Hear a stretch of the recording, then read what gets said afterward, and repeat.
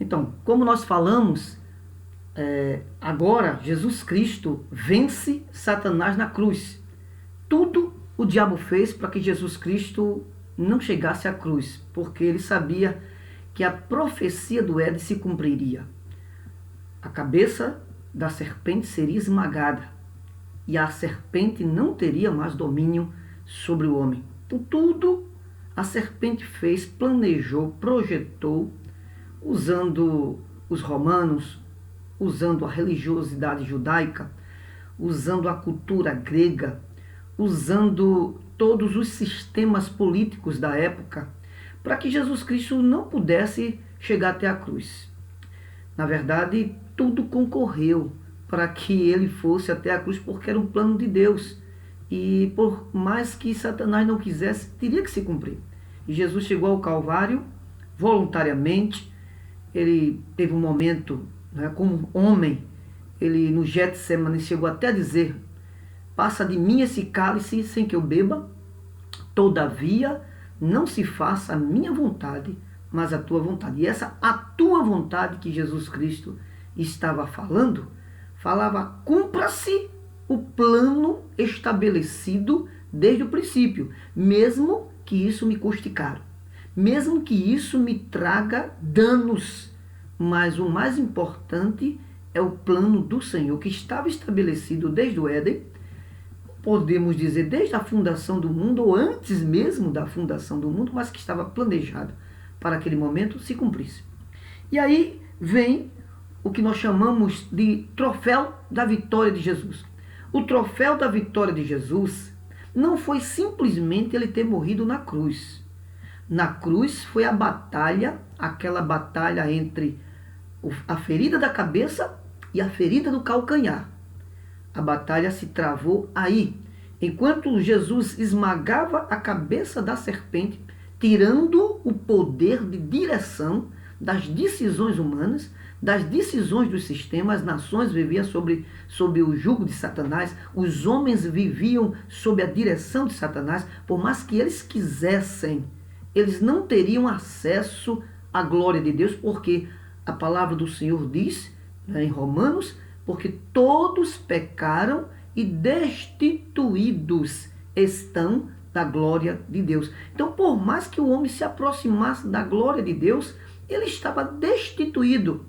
E só havia um que poderia o restituir, que era Jesus, esmagando na cruz a cabeça da serpente, que era o império, o domínio, o rei deste mundo.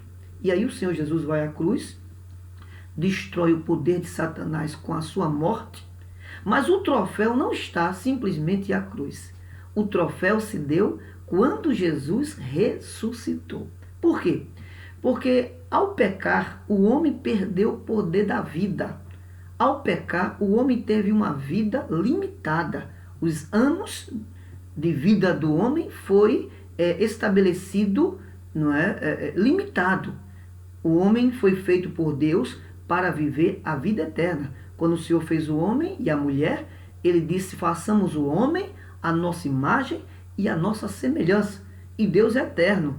Deus permanece para sempre. De eternidade e eternidade, o Salmos 90 diz: de eternidade a eternidade tu és Deus. E o homem foi feito nesta eternidade. Porém, por conta do pecado deste homem, Adão, ele perdeu a eternidade, e o Senhor Jesus se fez homem, habitou entre nós e restituiu a eternidade do homem na ressurreição. Por isso eu gosto de dizer que o troféu da vitória de Jesus Cristo sobre a serpente foi a ressurreição de Jesus. Quando isto aconteceu, literalmente, Satanás percebeu que ele não tinha mais poder sobre o homem. Até a crucificação, Satanás ainda achava que estava sob o controle. Mas ao ressurgir, Satanás entendeu, percebeu, o inferno estremeceu, porque a partir do primeiro dia da semana, ao ressuscitar Jesus Cristo, o inferno ele perdeu o controle sobre os sistemas, sobre o homem, sobre o mundo, sobre as pessoas, sobre as nações.